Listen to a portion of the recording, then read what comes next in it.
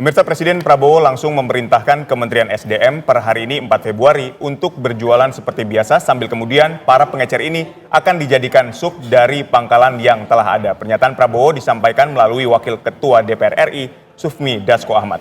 Aturan yang diterapkan hari ini bagian dari penertiban harga LPG subsidi agar tidak melonjak di tengah masyarakat. Apakah karena antrian gas melon yang membludak dan keluhan masyarakat yang memicu pemerintah meninjau ulang kebijakan larangan menjual LPG 3 kg di pengecer?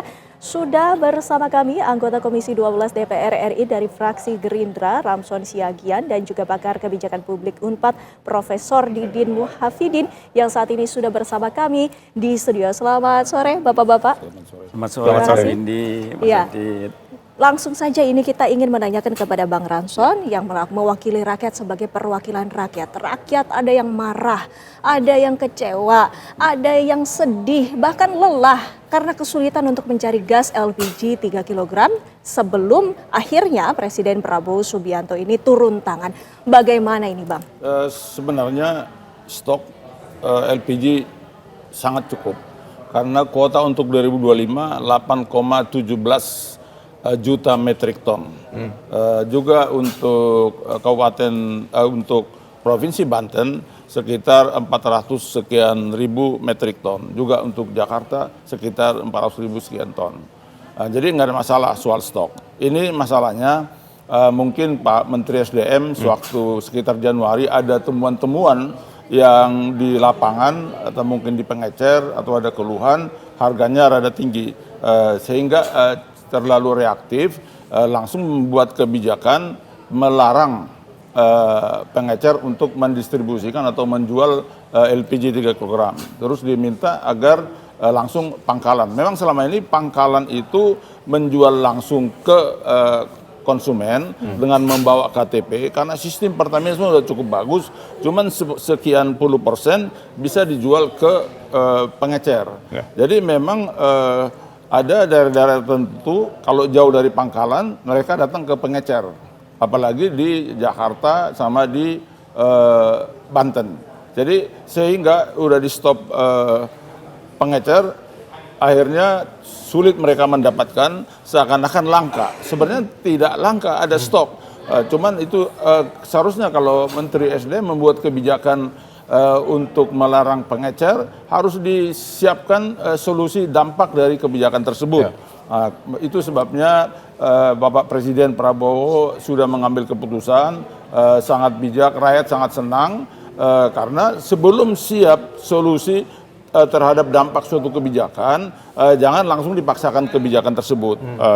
Karena pengecer-pengecer itu juga sebenarnya keuntungan mereka juga tidak terlalu banyak, apalagi mereka kuantiti yang dijual juga nggak banyak. Beda misalnya dengan pangkalan. Karena itu kan ada titik break even point itu antara fixed cost mereka dengan berapa tabung yang mereka jual. Di sini memang ya diperlukan kebijakan yang tepat dari pemerintah. Memang kemarin itu di situ sedikit mungkin kesalahan Menteri SDM yang langsung menstop pengecer. Kalau Bapak Prabowo tidak langsung turun tangan, ini bisa banyak gejolak terus. Jadi malah berbahaya. Padahal Bapak Prabowo Subianto kebijakan beliau adalah ekonomi kerakyatan. Jadi beliau sangat memihak untuk masyarakat kecil. Baik, saya ingin ke Prof. Didin. Prof. Didin, ini melihat kebijakan baru yang kemudian dikeluarkan malah membuat karut-marut, antrian yang begitu panjang, bahkan ada dugaan di Pamulang ada salah satu ibu yang meninggal dunia karena kelelahan begitu mengantri dari gas LPG 3 kg ini. Anda melihat seperti apa kebijakan ini, bahkan sampai Pak Presiden ini harus turun tangan? Baik, terima kasih Mas Adit ya. Dalam kebijakan publik itu kan kebijakan ada 4 lah ya. Yang pertama namanya kebijakan distribusi, yaitu kebijakan bagaimana membagikan sumber daya alam yang dimiliki oleh negara untuk rakyat ya, untuk kesehatan rakyat. Nah ini saya kira bentuk kebijakan distribusi. Nah di situ kan sudah diatur juga dalam keputusan Menteri ya 37 2023. Itu kan di sana diatur ada 4 yang boleh dapat ya. Dari mulai rumah tangga, petani sasaran, nelayan sasaran, dan UMKM ya, usaha mikro. Nah kelemahannya tadi Pak Ramson, sampai detik ini tuh kriteria itu kan belum jelas.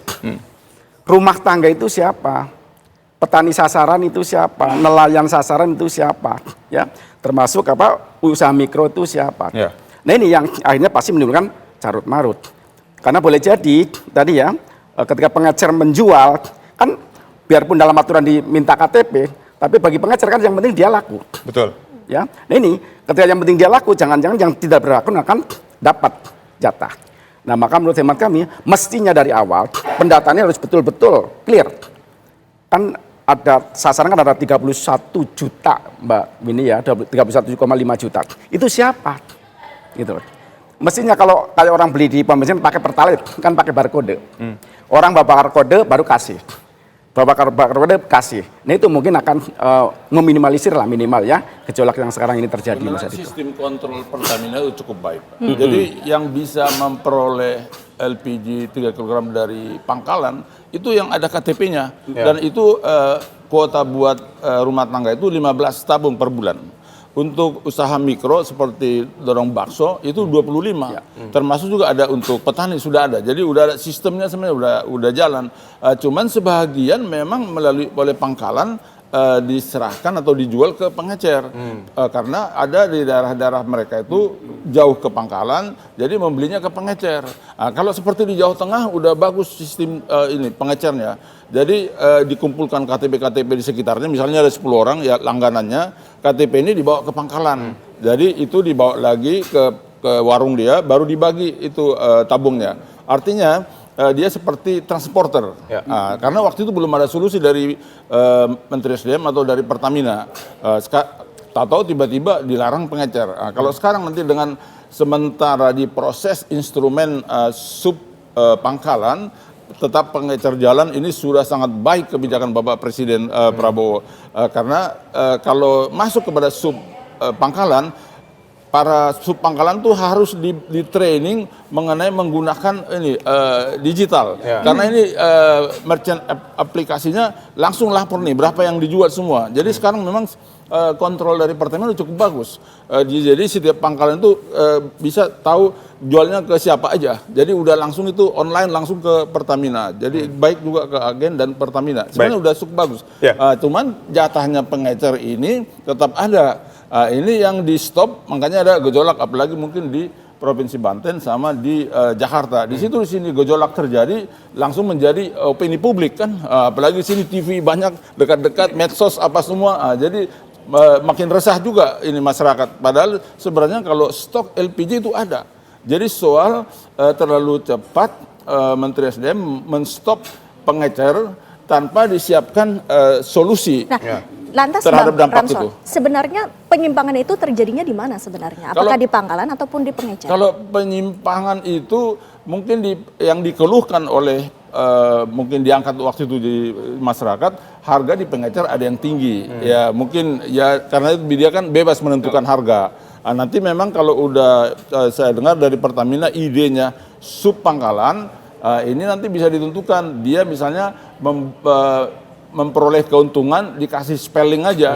Terendah misalnya 2.000, tertinggi 4.000, atau terendah 1.500, tertinggi 3.000. Nah, itu nanti perlu diberikan aturan itu ke pengecer supaya jangan terlalu tinggi harga di lapangan. Tapi kan ini menarik ya, pengecer seolah-olah dijadikan sasaran tembak bahwa dia yang salah mengambil keuntungan selalu tinggi. Tapi masyarakat bilang nggak apa-apa, saya selisih terlalu tinggi dibandingkan harus ngantri sedemikian panjangnya dan sedemikian lamanya. Dibahasnya nanti, Prof. Usai jeda, tetaplah bersama kami di Kabar Petang.